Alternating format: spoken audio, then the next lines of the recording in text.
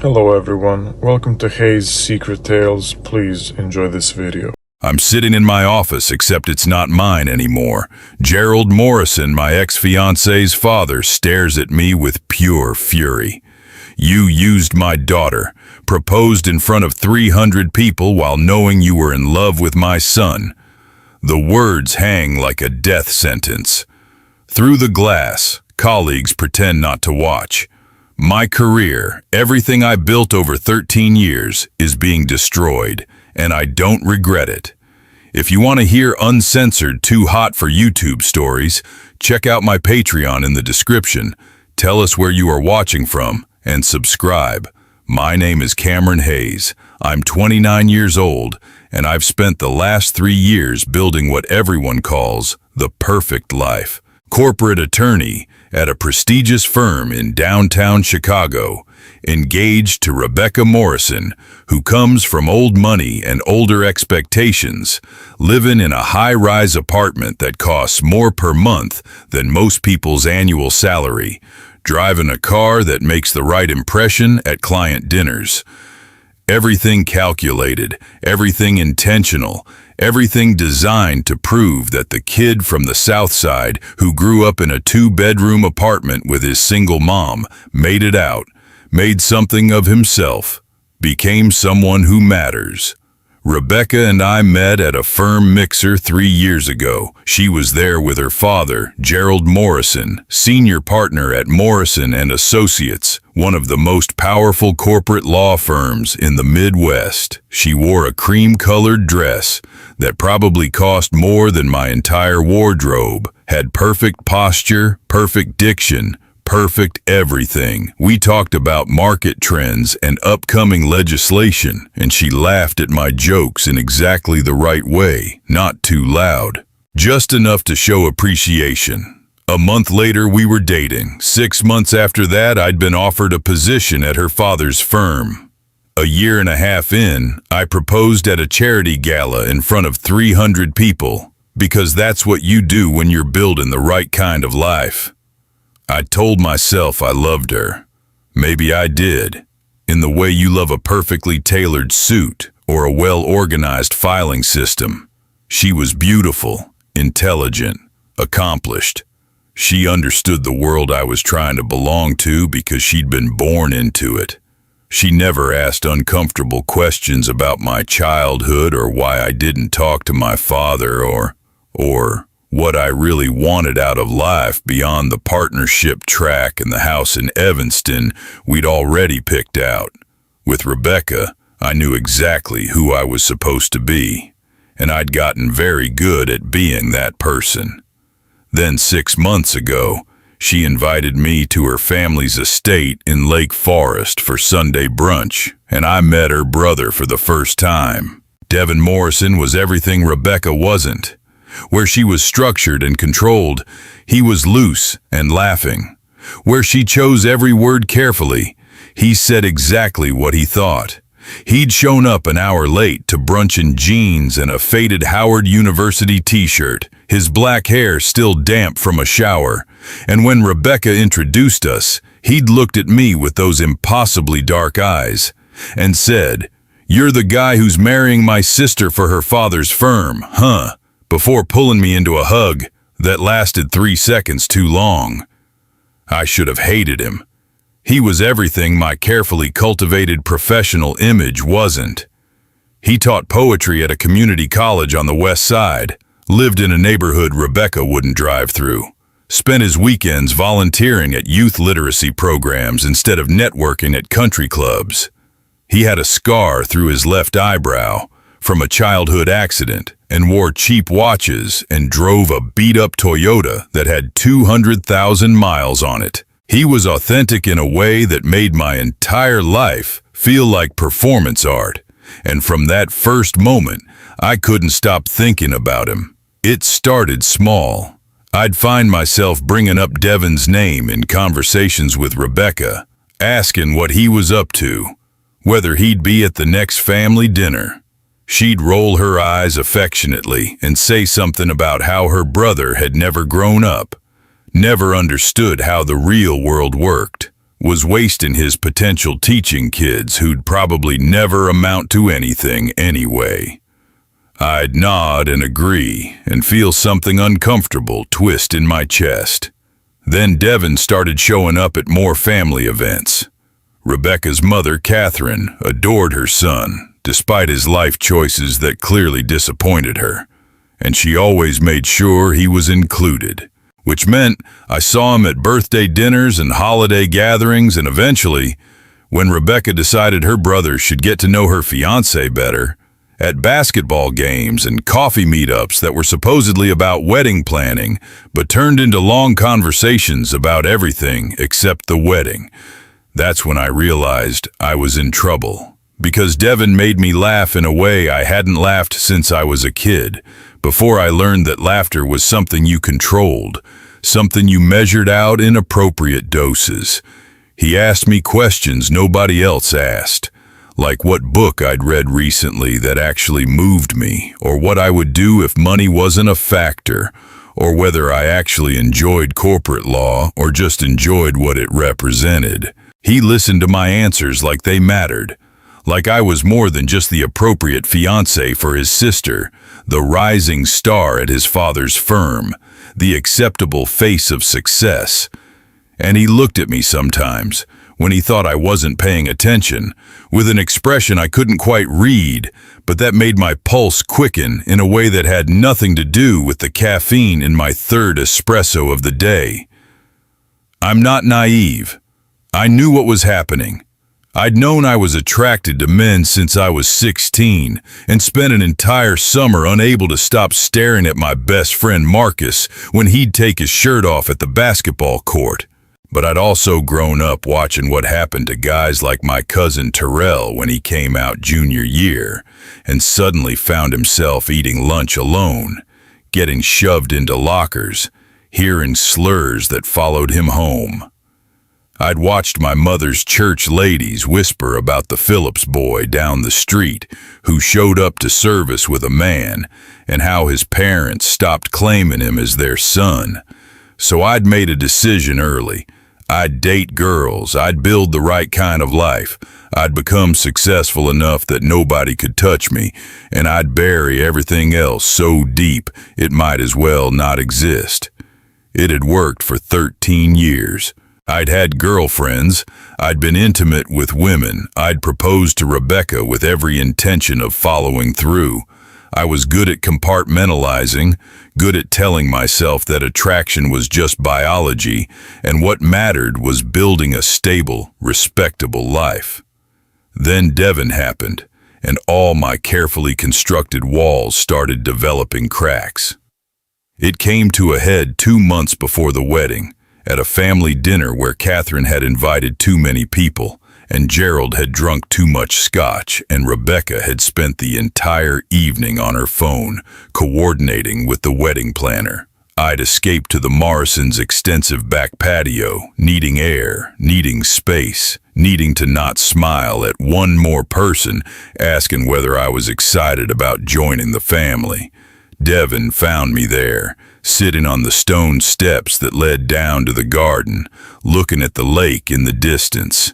"You okay?" he'd asked, settling down next to me close enough that our shoulders almost touched. "Fine," I'd said automatically. "Just needed a break. From my sister or from pretending to be the guy she thinks you are." It wasn't a question. I'd turned to look at him, ready to deflect, to laugh it off, to rebuild the walls he somehow kept seeing through. But he was looking at me with such clear understanding, such complete lack of judgment, that the deflection died in my throat. "Both," I'd admitted quietly. He'd nodded, looked back at the lake. "I spent 26 years trying to be who my parents wanted," he'd said. "Got the degree from Howard they wanted. Started law school because that was the Morrison path. Wore the right clothes and dated the right girls, and said the right things at the right dinners. You know what I figured out? What? That being the person everyone expects is the loneliest thing in the world. That you can have everything you're supposed to want and still wake up every morning feeling like you're suffocating." I'd felt something crack open in my chest, something I'd been keeping locked down for so long I'd almost forgotten it was there. "What did you do?" I'd asked. "Dropped out of law school, moved to the West Side, started teaching, stopped pretending. My parents didn't talk to me for 2 years. My father still introduces me at his firm events as his son who teaches, like it's a communicable disease. But I can breathe now, Cameron. I can actually breathe." We'd sat there in silence for a long time, and I'd felt his hand settle on my shoulder, warm and solid and somehow right in a way that made my heart race. "You don't have to marry her," he'd said quietly. "You don't have to build a life that's killing you just because it looks good from the outside." I'd wanted to tell him he was wrong, that I wasn't dying inside, that my life was exactly what I wanted, but I couldn't make the words come out, because sitting there next to Devin Morrison on his parents' patio, I felt more alive than I had in 3 years of being with his sister. That was when I should have ended things with Rebecca. That was when I should have been honest, should have admitted that I was marrying her for all the wrong reasons, that I was using our relationship as a shield against facing who I really was.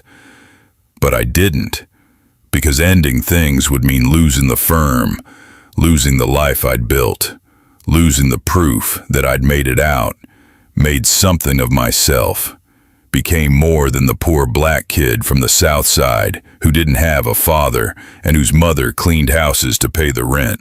So I'd pulled away from Devin's touch, stood up, gone back inside to Rebecca and her phone and the wedding we were planning. I'd convinced myself that what I felt was just cold feet, just pre-wedding nerves, just the fear anyone feels before making a major life commitment. I'd doubled down on wedding preparations, on being the perfect fiancé, on proving to myself and everyone else that I was making the right choice. And then Rebecca decided to throw me a bachelor party. I didn't want one. I'd told her that explicitly. I had a few friends from law school who I played basketball with sometimes, some colleagues from the firm who I kept things cordial and professional with, but nobody I wanted to spend a weekend in Vegas with pretending to have the time of my life. But Rebecca had insisted. It was traditional. It was expected. Her father's colleagues would think it was strange if I didn't have one. And she'd already planned the whole thing. Already coordinated with her brother, who she designated as my best man, despite the fact that I barely knew him. Already booked rooms at some boutique hotel in Milwaukee for what she called a sophisticated gentleman's weekend instead of the typical Vegas debauchery. Looking back, I think part of her knew, not consciously maybe, but on some level Rebecca Morrison, who'd spent her entire life reading social cues and understanding unspoken rules, knew that something was off about her fiancé, knew that there was a distance between us that had nothing to do with busy schedules and wedding stress. And I think part of her hoped that a bachelor party, that forced bonding time with her brother and my supposed friends, would fix whatever was broken, would cement my commitment, would turn me into the husband she deserved. Instead, it detonated my entire life. The party was supposed to be me, Devin, 2 guys from my firm named Andrew and Christopher, who I played basketball with, and Rebecca's cousin Jonathan, who I'd met exactly twice, and who seemed perpetually confused about why he was included. We drove up to Milwaukee on a Friday afternoon, checked into the hotel Rebecca had booked, and immediately the whole thing felt forced and awkward. Andrew and Christopher wanted to hit bars and find women. Jonathan wanted to find a jazz club and talk about his vinyl collection, and Devin suggested we just order room service and play cards, which is what we ended up doing. It was fine, boring, but fine. We ate overpriced steaks and drank decent whiskey and played poker for small stakes and talked about sports and the stock market and other safe topics that men discuss when they don't actually know each other well enough for real conversation. By 11, Andrew and Christopher headed out to find a bar after all. Jonathan went to his room to call his girlfriend, and it was just Devin and me in the suite, the cards scattered across the coffee table, the city lights of Milwaukee spreading out beyond the windows. "Want another drink?" Devin had asked, already pouring whiskey into 2 glasses. "I should probably call it a night," I'd said, but I didn't move from the couch. "Come on, Hayes, it's your bachelor party. Least you can do is have one more drink with your best man," so I'd accepted the glass, and we'd talked. Really talked. The way we had on his parents' patio 2 months before. About his students, about a kid in his poetry class who just had his first piece published in a small literary magazine. About my latest case, a corporate merger that was technically fascinating and spiritually deadening, about growing up with different kinds of pressure, different expectations, the same fundamental loneliness. And somewhere around 1 in the morning, with the whiskey making everything softer and more honest, Devin had said, "Can I ask you something?" And I'd said, "Sure." And he'd said, "Are you happy?" Not about the wedding or the job or the apartment. Just, "Are you happy, Cameron, as a person, in your life?" And I'd tried to say yes. I'd opened my mouth to give him the same answer I gave everyone, that I was building something meaningful, that I was exactly where I wanted to be, that happiness was about achievement and stability and making something of yourself. But the word wouldn't come out. Because I was sitting across from Devin Morrison in a hotel room in Milwaukee, and he was looking at me with those dark eyes that seemed to see every lie I'd ever told myself, and I couldn't maintain the performance anymore. "No," I'd said quietly. "I'm not happy. I don't think I've been happy in a really long time." He'd set down his glass, and the air between us had shifted into something electric and dangerous and inevitable. I'd felt my heart hammering against my ribs, felt every nerve in my body suddenly alive and aware of how close he was, how the space between us seemed to be shrinking, even though neither of us had moved. "Cameron," he'd said, and it was the way he said my name, like it was a question and an answer and a confession all at once. That made me realize this moment had been building since that first brunch 6 months ago. Since every conversation and every almost touch and every time I'd caught him looking at me like I was something precious and breakable. I should have left. Should have stood up, gone to my room, called Rebecca, and reminded myself why I was marrying her in 3 days. But I didn't, because Devin was leaning forward, and I was leaning toward him, and the distance between us was disappearing like it had never existed at all. When he kissed me, it felt like every moment of my life had been leading to this. His lips were soft and certain against mine, his hand coming up to cup the back of my neck, and I heard myself make a sound I didn't recognize, something between relief and surrender. I kissed him back like a drowning man finally breaking the surface, my hands finding his shoulders, his hair, pulling him closer, because close wasn't close enough, because I'd been starving for this without knowing it, because this was what I'd been running from my entire adult life. We broke apart, gasping, and I saw my own shock reflected in his eyes, but also something else, recognition. Like he'd known this was coming, like he'd been waiting for me to catch up to what he'd already understood. "I can't," I'd said, even as my hands were still tangled in his hair. "Devin, I can't. I'm marrying your sister in 3 days."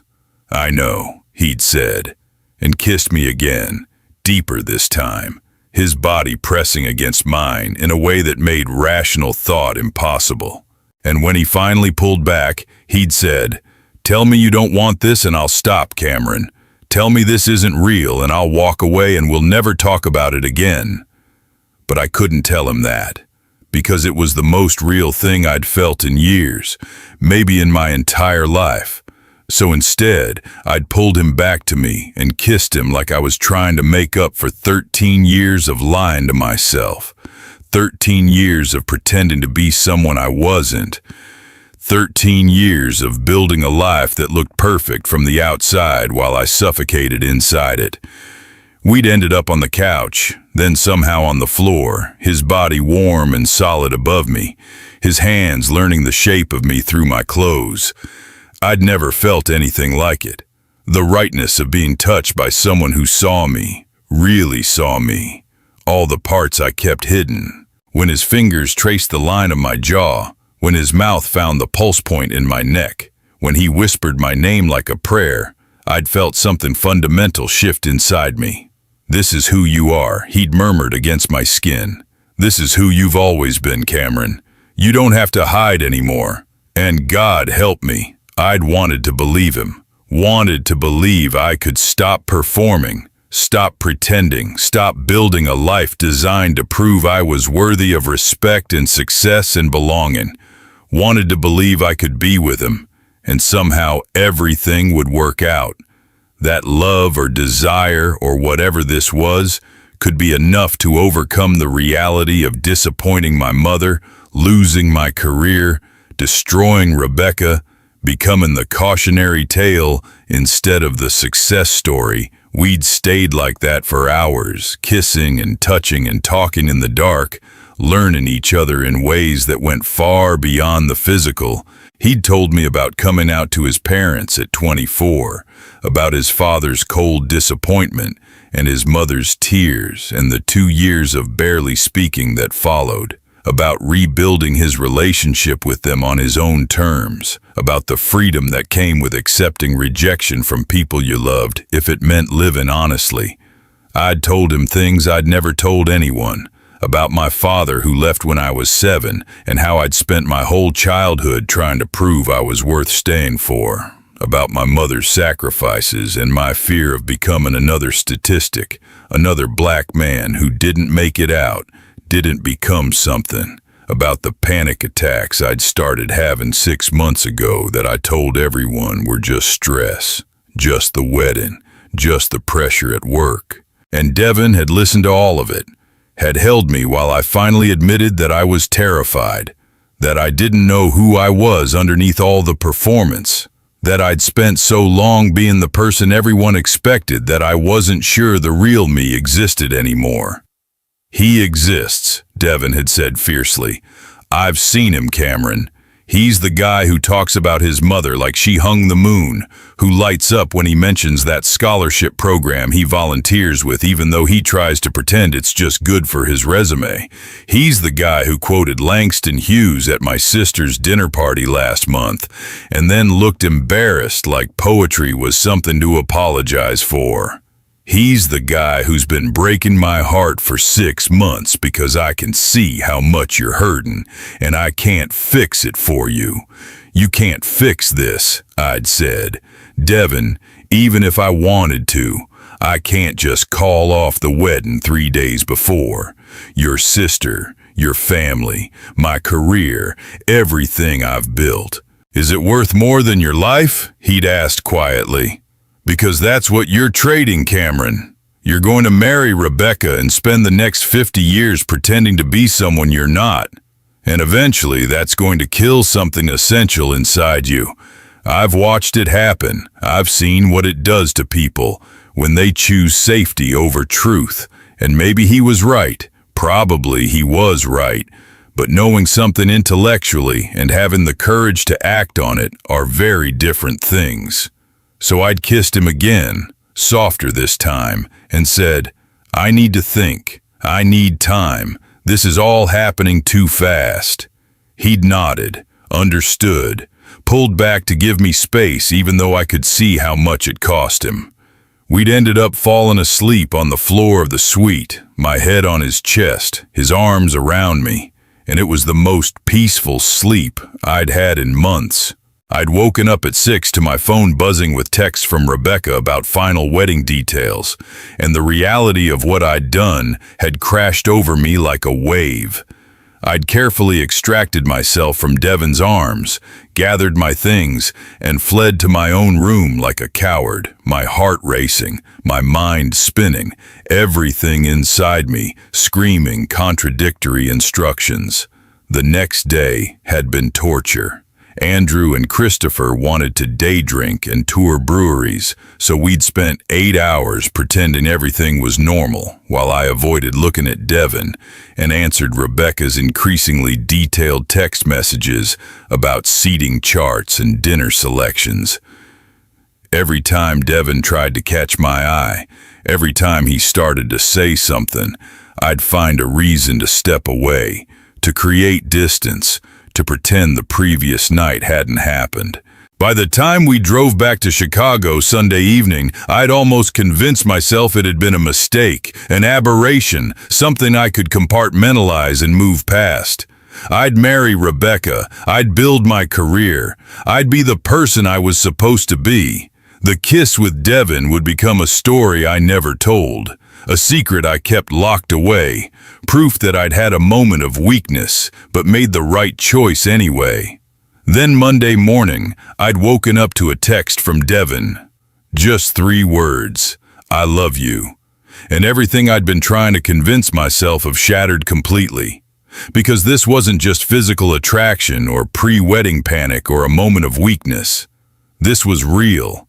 Devon Morrison loved me, had apparently loved me for months. And now I had to decide whether I had the courage to love him back, to choose truth over safety, to risk everything I'd built for something I couldn't predict or control. I'd stared at that text for 20 minutes, my coffee getting cold, my mother's voice in my head telling me about respectability and making something of myself. Then I'd thought about Devon's hands in my hair, his body against mine, the way he'd looked at me like I was worth fighting for.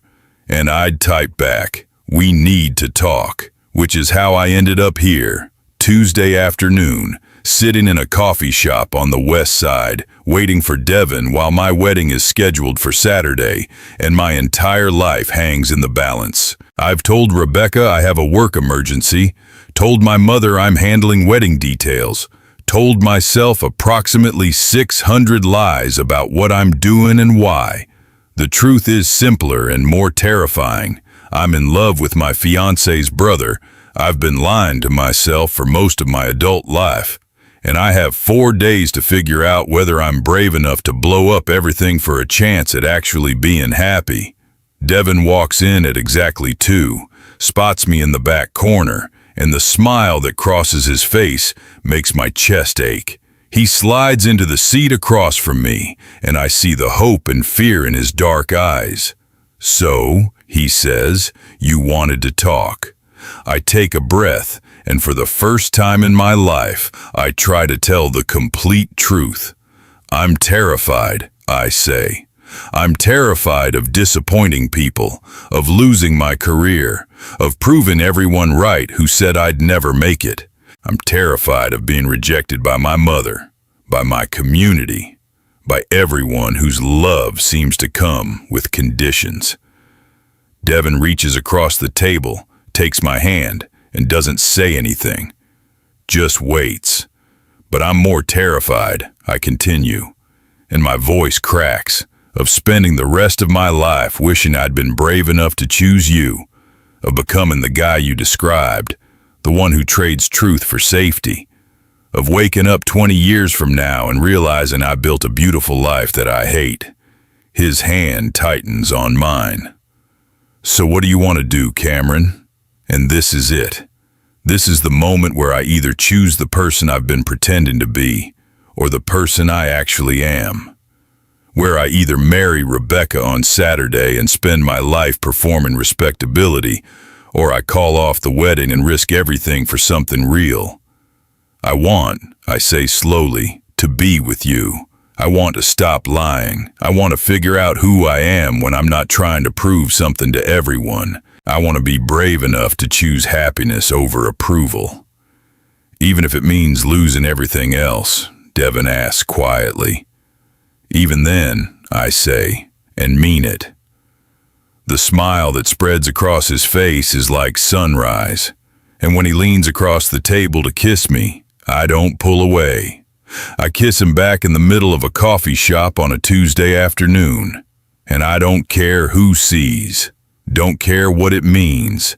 Don't care about anything except the feeling of finally choosing myself. We talk for 3 hours about how to tell Rebecca, how to handle his parents, what it means for my career, where we go from here. It's not romantic or easy. This is going to hurt people. Rebecca doesn't deserve this. My mother is going to be devastated. Gerald Morrison is probably going to destroy my career. But Devin holds my hand through all of it, and when I start spiraling into panic, he reminds me that I don't have to have everything figured out right now. I just have to take the next step. The next step is telling Rebecca. We agree I should do it alone, that she deserves to hear it from me without Devin there. We agree it should be today, before I lose my nerve. So at 7 p.m. on Tuesday, 4 days before I'm supposed to marry her, I sit down with Rebecca in our apartment and tell her the truth. I tell her I'm gay. I tell her I've known since I was 16, but was too afraid to accept it.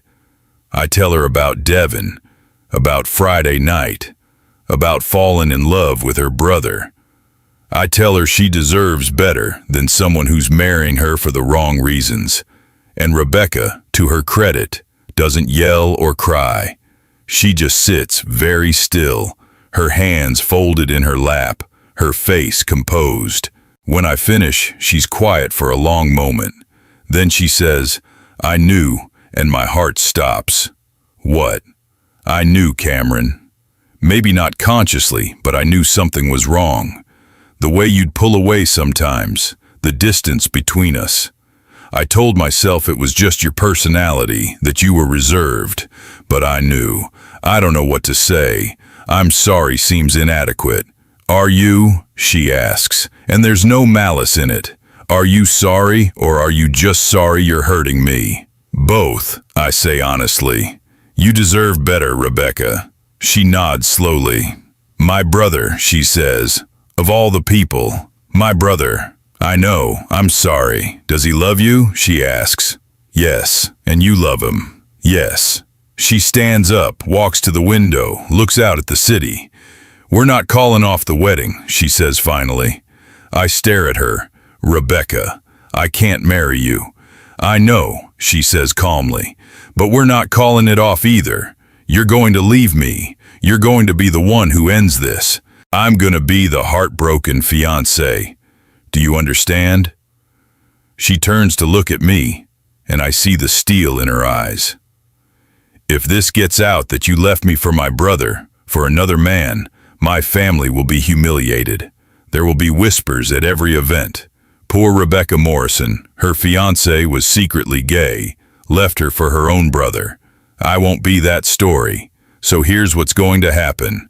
You're going to tell people that you realized you weren't ready for marriage, that you have cold feet.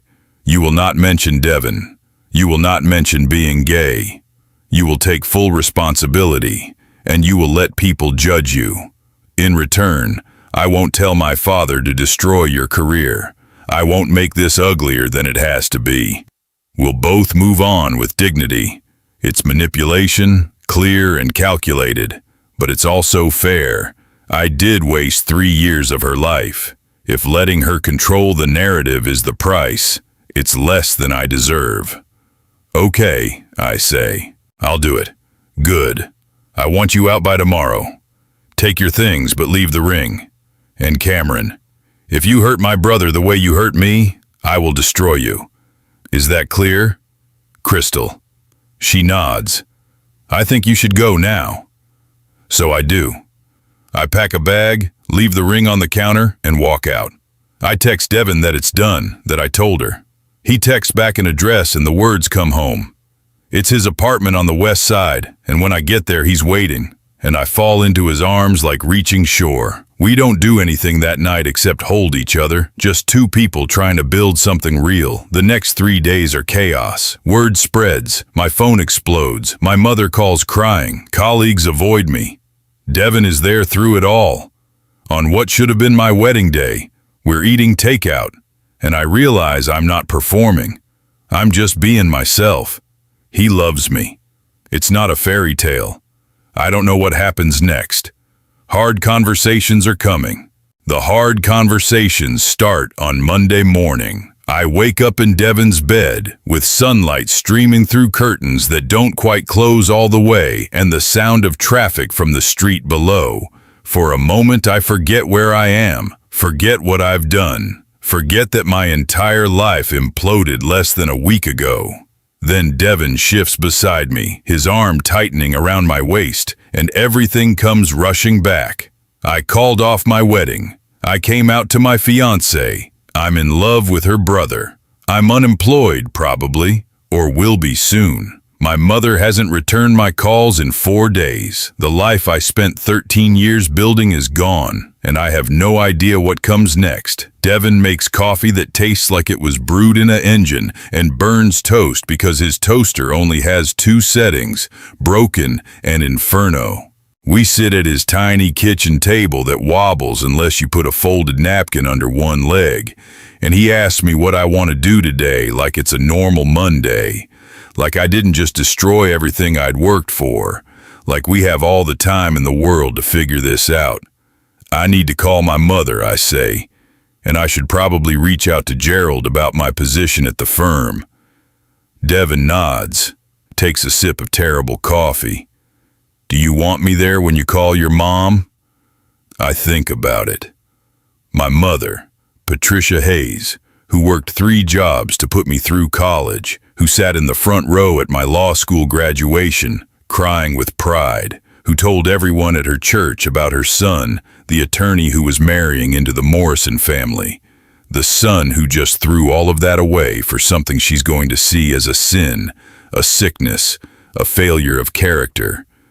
No, I say quietly. I need to do this alone. She's going to love you anyway, Devin says, and I wish I had his certainty. I call my mother at noon, after I've paced Devin's apartment for 2 hours rehearsing what to say. She answers on the first ring. Cameron, she says, and her voice is tight. People are asking me questions I can't answer. They want to know why you called off the wedding, why you humiliated that poor girl. What kind of man walks away 4 days before his wedding? I take a breath. Mom, I need to tell you something. I need you to listen. I'm listening. And then I tell her everything. About knowing I was gay since I was 16 but being too afraid to admit it. About building a life designed to hide who I was. About Devin. About falling in love with him. About finally choosing honesty over performance. I tell her I'm sorry for lying. Sorry for disappointing her. Sorry I'm not the son she thought she raised. When I finish, there's silence on the other end of the line. Long enough that I think she's hung up. Mom, I say, are you there? I'm here, she says finally, and her voice sounds older somehow. I just need a minute, Cameron. More silence. I can hear her breathing, can picture her sitting in her living room in the house I grew up in, trying to process what I've just told her. Did I do something wrong? She asks, quietly. When you were growing up, did I miss something? Was there something I could have done differently? And my heart breaks because she's not asking if being gay is wrong. She's asking if she failed me somehow. No, Mom, this isn't about you. This is just who I am, who I've always been. But you were engaged to Rebecca. You were going to get married. I was going to lie for the rest of my life, I say. I was going to marry someone I didn't love the right way, and eventually that would have destroyed both of us. Is that what you wanted for me? She's quiet again. Then, I wanted you to be happy, Cameron. I wanted you to be safe. And the world we live in, she trails off. I know, Believe me, I know. But Mom, I can't be safe if I'm not myself. I can't be happy living a lie. This man, she says. Devin, do you love him? Yes. And he treats you well? Yes. She sighs, long and heavy. I don't understand this, Cameron. I don't know if I can understand this. But you're my son. You'll always be my son. It's not acceptance, not really. But it's not rejection either. It's a door left open, a possibility of someday. I'll take it. We talk for another hour. She asks questions I answer as honestly as I can. She tells me about the calls she's been getting from church members, from neighbors, from people who want gossip more than they want truth. She says she needs time to process this. Time to figure out how to talk about it. Time to reconcile the son she thought she knew with the son I actually am. But she doesn't tell me I'm going to hell. She doesn't disown me. And when we hang up, she says, I love you, baby. And I believe her. The conversation with Gerald Morrison goes exactly as badly as I expect. I go to the firm Tuesday morning to clean out my office. I'm hoping to avoid him, to slip in and out before anyone important notices. But of course he's waiting in my office when I arrive, sitting in my chair like he owns it, which technically he does. Cameron, he says, and his voice could freeze fire. Sit down. I sit. My stomach is churning, but I keep my face neutral. Fall back on the professional mask I've worn for years. My daughter is devastated, he says. Humiliated. The wedding was 4 days away, Cameron. 4 days. Do you have any idea what you've done to her? I know, I say. And I'm sorry, Gerald. She deserved better than what I gave her. You're damn right she did. He leans forward, and I see the anger in his eyes, the protective fury of a father whose daughter was hurt. I brought you into this firm because I thought you had potential. I mentored you, gave you opportunities, opened doors that would have stayed closed. And this is how you repay me? By using my daughter, by wasting 3 years of her life, by making my family the subject of gossip. I didn't use Rebecca, I start, but he cuts me off. Don't lie to me. You proposed to her in front of 300 people. You let her plan a wedding, pick out a house, build a future with you, and all the while you knew, didn't you? You knew you couldn't go through with it. He's right. I did know on some level. I'd known from the beginning that I was using Rebecca as a shield, as proof that I was normal, successful, acceptable. The fact that I'd convinced myself otherwise doesn't change what I did. You're right, I say quietly. I made terrible choices. I hurt people who didn't deserve it. And I'm sorry, for whatever that's worth.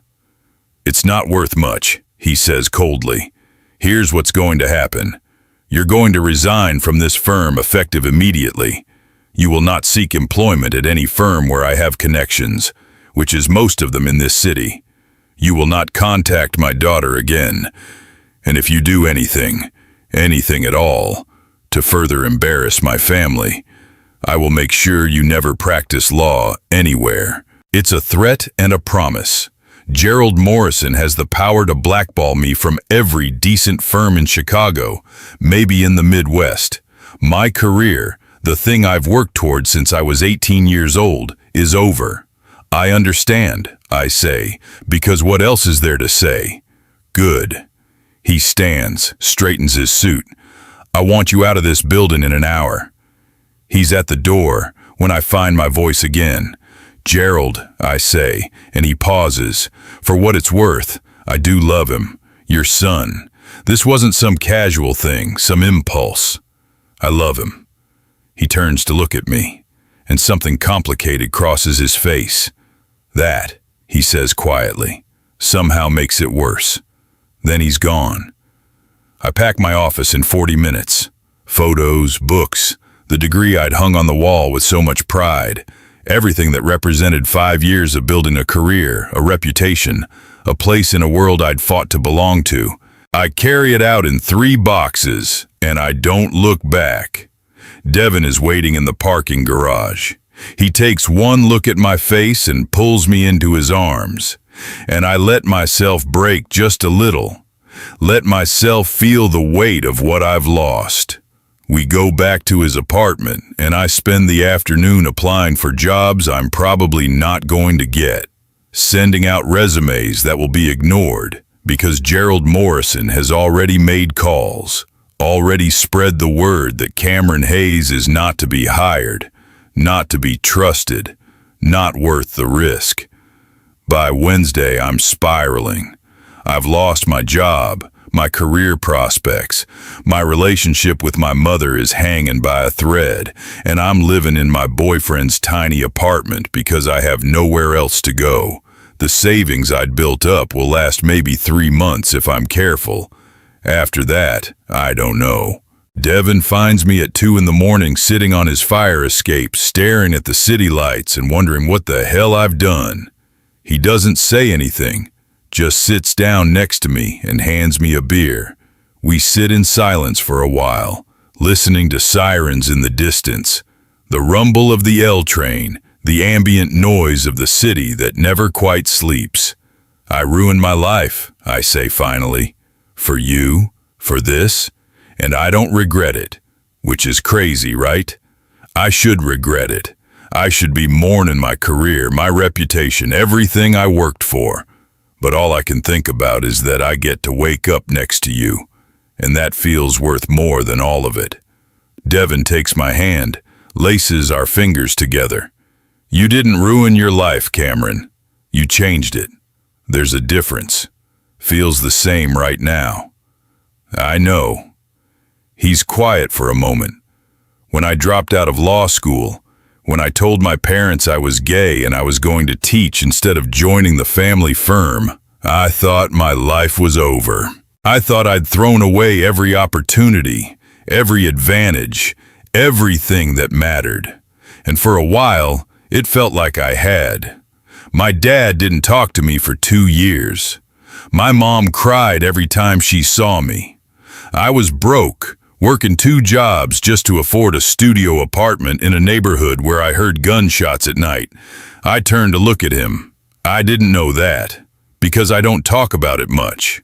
But the thing is, Cameron, that period of my life, as hard as it was also when I became myself, when I stopped performing for other people and started figuring out who I actually was, what I actually wanted. And yeah, it was terrifying and lonely, and sometimes I questioned everything, but I got through it. And now, I have a life I actually like living, teaching kids who need someone to believe in them, writing poetry that probably isn't very good but makes me happy, being with you. He squeezes my hand. You're going to get through this too. It's going to suck for a while. There are going to be days when you wonder if you made the right choice, when you miss your old life, when you resent me for being the reason you walked away from it. But you're going to find something new, something that's actually yours, and it's going to be worth it. I want to believe him. I do believe him mostly, but there's still a part of me that's terrified, that wonders if love is really enough to build a life on when you've lost everything else. What if I can't find another job, I ask? What if Gerald's blackballed me so thoroughly that I can't practice law anywhere? Then you do something else. You teach, you write, you find some completely different path. Cameron, you're smart and hardworking and capable. You're going to be fine. What if your parents never accept this? What if my mother can't get past her religion, her beliefs about what's right? Then we build a family out of the people who do accept us. It won't be easy, but it'll be real. What if I wake up in 5 years and realize I made a terrible mistake? He turns to face me fully, takes both my hands in his. Then I'll be sad, he says simply. I'll be heartbroken. But I won't regret this, Cameron. I won't regret choosing you, choosing us, choosing something real over something safe. And I don't think you will either. He's right. I know he's right, but knowing something intellectually and feeling it in your bones are different things, and right now, all I feel is uncertain and unmoored and terrified, but I also feel loved, and maybe that's enough to start with. Thursday morning, I get an email from an old law school friend, Jasmine Chen, who now works at a nonprofit that provides legal services to underserved communities. She's heard about my situation, the sanitized version anyway, that I called off my wedding and left Morrison and Associates. She's offering me a position, part-time to start, doing immigration law and tenant rights cases for a fraction of what I was making before. It's not glamorous, it's not prestigious, it won't get me invited to charity galas or mentioned in Chicago Magazine's Rising Stars list, but it's work, and it's meaningful work, helping people who actually need help instead of helping corporations avoid taxes or navigate mergers. I accept before I can overthink it. Friday, I meet with my mother for lunch at a diner on the South Side. The same place she used to take me for pancakes when I was a kid, and she had a rare day off. She looks older than I remember, more tired, but she hugs me when I arrive, and that feels like progress. We talk, really talk, not just surface pleasantries. She tells me about the conversations she's been having at church, how some people have been judgmental, but others have surprised her with their compassion. She tells me about her friend Denise, whose son came out 5 years ago, and how Denise has been helping her process everything. She asks about Devin, what he's like, how we met, whether he treats me well.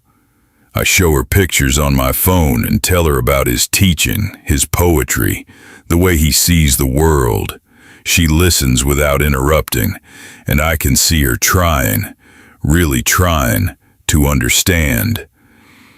I'm not going to pretend I'm completely okay with this, she says finally. I was raised to believe certain things, Cameron, and those beliefs don't just disappear overnight, but I've been thinking a lot this week about what matters. And what matters is that you're my son, and you're happy, and you're with someone who loves you. She reaches across the table, takes my hand. I want to meet him. Devin. I want to meet the man my son loves. My throat tightens. Yeah.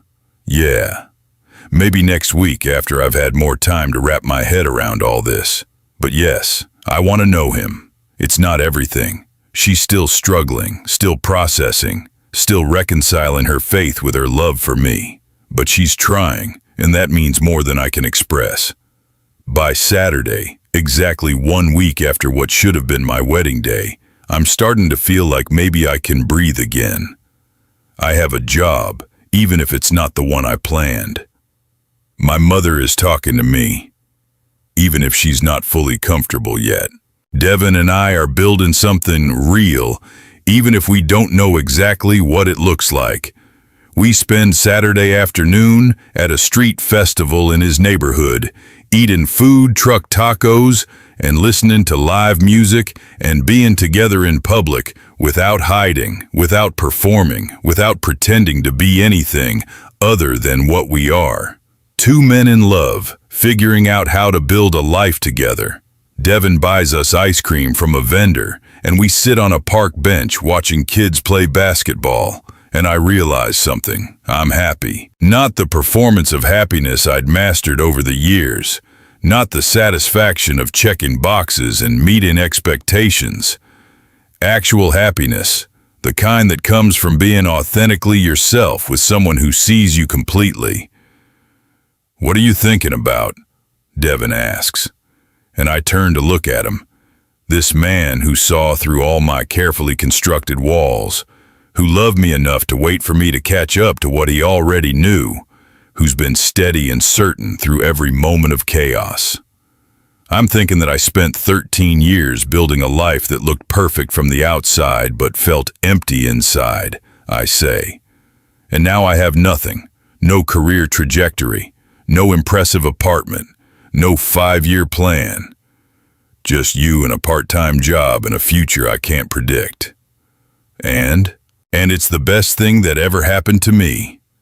He smiles, that beautiful, unguarded smile that first made me realize I was in trouble. Good, he says, and kisses me right there in the middle of the park in broad daylight, and I kiss him back without caring who sees. 2 months later, I'm sitting in the tiny office I share with 3 other attorneys at the Legal Aid Center, reviewing a case for a family facing eviction, and my phone rings. It's Rebecca. I haven't talked to her since the night I ended things. I stare at her name on my screen for 3 rings before I answer. "Hello? Cameron," she says, and her voice is carefully neutral. "Do you have a minute?" "Yeah." "Of course." There's a pause. "I'm calling because I think we should talk. Not about what happened, but about moving forward, being able to exist in the same city, maybe eventually the same room, without it being unbearably awkward." I lean back in my chair. "I'd like that. I'm not going to pretend I'm over it," she continues. "You hurt me, Cameron. You wasted 3 years of my life and you lied to me about who you were. That's going to take a long time to forgive, if I ever fully do. I know. I'm sorry, Rebecca. Truly. But," she says, and I hear her take a breath, "I've been talking to my therapist a lot about this, and she helped me understand that you were lying to yourself as much as to me, that what you did was wrong, but it came from fear, not malice, and that holding on to anger is only hurting me at this point. I don't know what to say to that. Also," she says, and her voice softens just slightly, "my brother is happier than I've ever seen him. He's been in love with you since the day you met. Did you know that? He told me later that he took one look at you and thought, there he is, the person I've been waiting for, and then immediately felt terrible because you were engaged to his sister. I didn't know that. Well, now you do. And seeing him this happy, seeing him with someone who clearly loves him back, it makes it harder to stay angry. Not impossible, but harder. We talk for another 20 minutes. She tells me she started dating someone new, a doctor she met through friends, someone who actually appreciates her instead of using her as a shield. She tells me she's not ready to be friends, may never be ready for that, but she can be civil. She asks how I'm doing, and I tell her about the nonprofit work, about slowly rebuilding my relationship with my mother, about learning to live a life that's mine instead of one designed to impress other people. Before we hang up, she says, "Take care of him, Cameron, my brother. He's more fragile than he seems, and if you break his heart, I really will destroy you. I won't, I promise, and I mean it." Devin and I move into a new apartment together in early November. A 1-bedroom in Logan Square that's bigger than his old place, but still modest by my former standards. We paint the living room a color Devin calls sunset orange, and I call aggressively bright. We hang his poetry on the walls next to my law degree. We build a life that's ours. My mother comes to dinner in December, nervous and formal but present. She brings a casserole and compliments the apartment and asks Devin about his teaching. It's awkward and stilted and beautiful, watching her try to bridge the gap between her beliefs and her love for me. We don't talk about religion or what her church friends think. We just eat dinner and watch football and exist together as a family that's being rebuilt from scratch. Gerald Morrison doesn't come around. I don't expect him to. But Catherine shows up one day in January with a lasagna and an apology for not reaching out sooner. She hugs Devin and tells him she's proud of him for choosing love over family expectations. And she shakes my hand and says, anyone who makes her son this happy is welcome in her life, regardless of what her husband thinks. I start therapy in February to work through 13 years of internalized shame and fear and self-denial. It's hard work, painful work, digging into all the reasons I built a false life and all the damage it did. But Devin goes with me sometimes, sits in the waiting room reading poetry while I excavate my past with Dr. Martinez, and knowing he's there makes it easier. By March, a year after the bachelor party that changed everything, I'm working full-time at the Legal Aid Center and loving it. The work is challenging and meaningful and sometimes heartbreaking, and I come home exhausted but fulfilled in a way corporate law never made me feel. I'm helping people who need help, using my education and skills for something that actually matters, and I make enough to pay my bills and save a little, and that's enough. Devin and I fall into routines. Coffee in the morning at the kitchen table that still wobbles. Dinner together most nights, unless he's at a poetry reading, or I'm working late on a case. Weekends exploring the city, going to museums and bookstores and neighborhood festivals. Small moments that add up to a life that feels real and whole and mine. We have our first real fight in April about something stupid that escalates because we're both tired and stressed. He thinks I'm working too much, neglecting our relationship for my cases. I think he's being unreasonable, not understanding how important this work is to me. We say things we don't mean, sleep on opposite sides of the bed, wake up tangled together anyway, because even angry, we gravitate toward each other. We learn to fight fair, to communicate better, to remember that we're on the same team. We learn that love isn't just the easy moments of passion and connection. It's also choosing each other on the hard days, the boring days, the days when you're annoyed and tired and wondering why relationships take so much work. In June, we go to Pride together for the first time. I march in the parade with the Legal Aid Center contingent, and Devin watches from the sidelines cheering. And when I see him in the crowd, I break formation to kiss him in front of thousands of people. It's public and visible and completely authentic. And I think about the scared 16-year-old I was, watching my cousin get bullied for being gay and deciding to bury that part of myself forever. I wish I could tell that kid that it gets better, that 13 years later, he'll be marching in pride, kissing the man he loves, happy and free and unashamed. My mother comes to the apartment for the 4th of July. She brings potato salad and meets some of our friends and sits on our tiny balcony, drinking lemonade with Devin's mother, Catherine, while Devin and I grill burgers.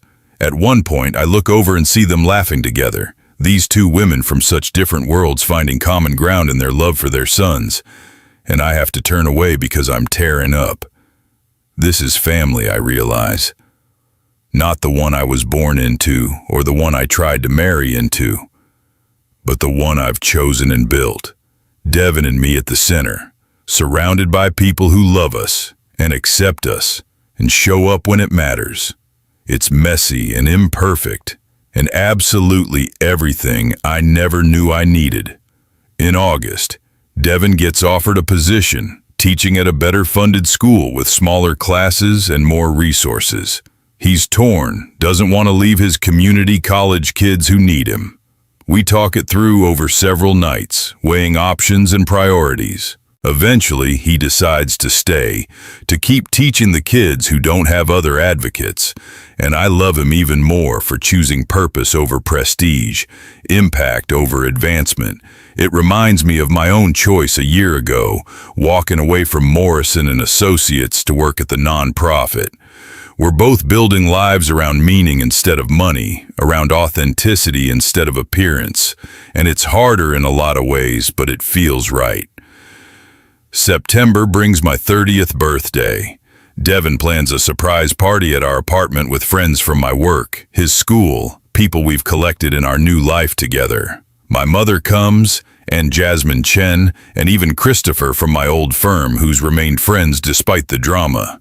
We eat too much cake and play board games, and I look around at these people who've chosen to be in my life, who know the real me and love me anyway.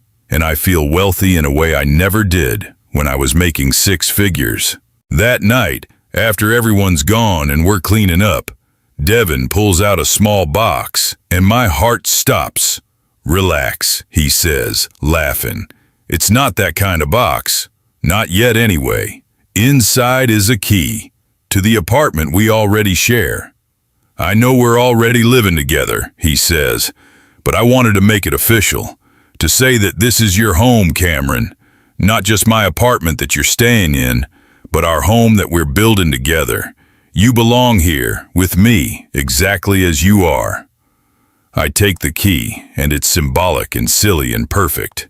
I already have a key, have had one for months. But this feels different, feels like a promise, a commitment, a statement that we're in this together for the long haul. I love you, I tell him, and I kiss him surrounded by dirty plates and empty bottles and the debris of a life being lived fully. I love you too, he says, always. October brings an unexpected call from Gerald Morrison. I almost don't answer, but curiosity wins out. Cameron, he says, and his voice is less cold than the last time we spoke. I'm calling because Rebecca asked me to. She's getting married. Oh, I say, genuinely happy for her. That's wonderful. Yes, well, she asked me to tell you because she wanted you to hear it from family rather than through gossip. And because, he pauses, because she wanted me to stop being stubborn about this whole situation. I don't know what to say to that. I'm not going to pretend I approve of your choices, he continues. I'm not going to suddenly embrace you with open arms. But my wife has made it clear that I'm hurting my son by refusing to acknowledge his relationship. And my daughter has made it clear that holding on to anger is exhausting and pointless. So I'm calling to say that if you and Devin want to come to family events occasionally, I won't make a scene. It's the smallest olive branch, barely an olive twig, but it's something. Thank you, Gerald. I appreciate that. Don't thank me. Thank the women in my life who are apparently wiser than I am. We hang up and I tell Devin, who's surprised but cautiously optimistic. We decide to take it slow. Maybe attend Christmas dinner, see how it goes. Baby steps toward a relationship that will probably never be warm, but might eventually be functional. By November, as we approach the year anniversary of moving in together, I realize I'm completely in love with Devin Morrison. Not the new relationship kind of love, but the deep, steady, this is my person kind of love. The kind that makes you want to build a life together, make plans, commit to a future that's uncertain but shared.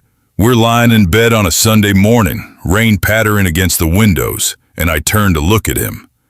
Marry me, I say. He blinks. What? Marry me. Not now, not tomorrow, but eventually. When we're ready. I want to marry you, Devin. I want to stand in front of everyone and say this is my person, this is who I choose. He's quiet for a long moment, and I start to worry I've moved too fast. Then he says, yes, yes, yes, Cameron, I'll marry you. Eventually, when we're ready. I kiss him, and it tastes like promise.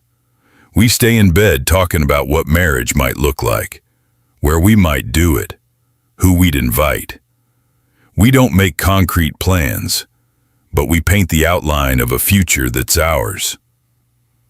December brings the first Christmas I've spent truly happy in years.